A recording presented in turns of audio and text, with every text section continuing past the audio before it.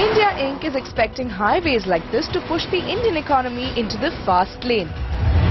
So does the government, which has promised 25,000 kilometers of new railway lines, 70,000 more kilometers of roads and 500 airports by 2020. It's an ambitious goal that would require huge investments from both the private sector and the state. So last year, the government increased allocations for the National Highways Development Program and the National Urban Renewal Mission by 23% and 87% respectively. It's only fair to hope that the trend will continue. The key to growth in India was going to be roads, not simply because we want more cars on them. They create jobs, they create velocity of entrepreneurship, velocity of liquidity, velocity of goods. The key to any modern society is connectivity, and that refers not just to mobile phones, it refers largely to roads. In fact, rural roads are the biggest multiplier of rural wealth, more than irrigation. This is a proven economic fact. So we have to get on the job. But the sector is facing one immediate problem. A 10-year income tax holiday offered to infrastructure developers under Section 81A is coming to an end. And so the industry wants this clause extended for another 15 years. And to both brownfield and greenfield projects. The industry is also asking for the abolition of minimum alternate tax or MAT, full pass-through of dividend distribution tax for infrastructure SPVs, at-par treatment of long-term capital gains tax and sale of equity holdings in unlisted SPVs as their listed counterparts, the revival of tax incentives for commercial financiers to infrastructure under Section 10, Clause 23G, permitting commercial banks to float infrastructure bonds exempt from capital gains, and widen the mandate of Indian infrastructure finance companies. I think it's very important to understand. Today we are spending only about 4.9 to 5% of GDP on infrastructure. We were supposed to spend 9% of GDP on infrastructure by 2012. The finance minister, due to the recession, postponed this date to 2014. My request to him is that please restore the date not only to 2012, see if you can try and do it by 2011. Manufacturers in the core sector like steel are hoping that the government does not roll back the cuts in duties that were made last year. Ditto with the automobile industry. As manufacturers, we feel probably it's too early because the economy is not really back on track, and probably if you're seeing some good numbers, it's only for one quarter. So, I mean, our request to government would be they should be careful in terms of pulling out this. The effect of commodity price increase, the effect of withdrawal of fiscal stimuli, which is the excise implication, emission change impact, which is BS2 to BS3, BS3 to BS4 in a lot of the through most of the country, and then there is an interest rate impact top of that. I think it's a cumulative effect of all of these moves that one has to be watch for and be concerned about.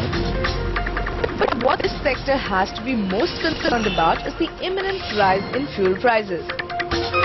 We will have over time to go to a transparent and open pricing of hydrocarbon fuels.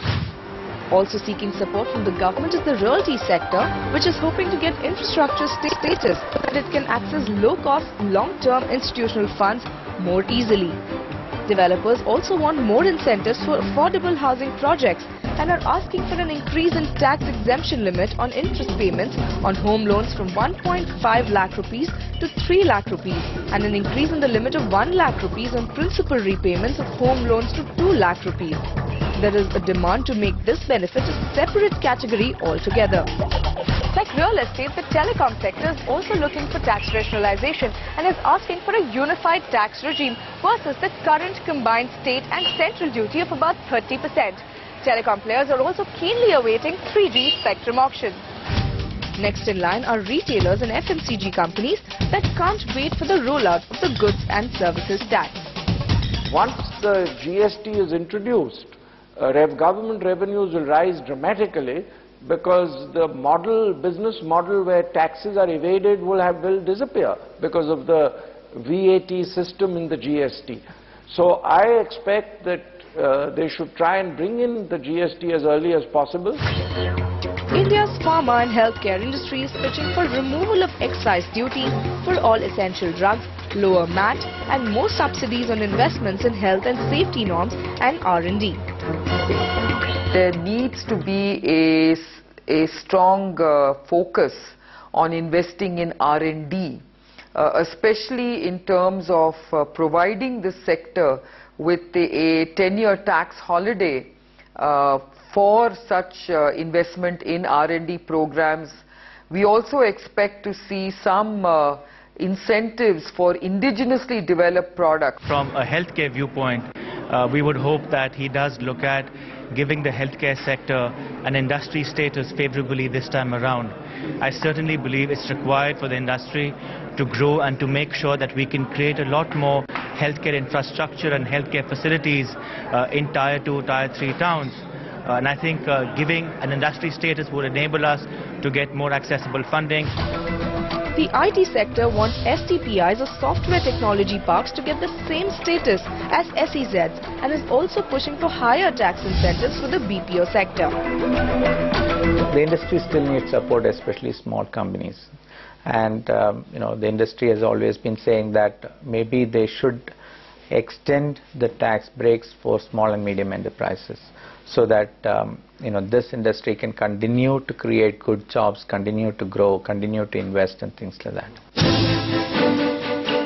The common thread binding all these sectors is the corporate tax of 30%. India Inc. stands united in asking for a reduction here.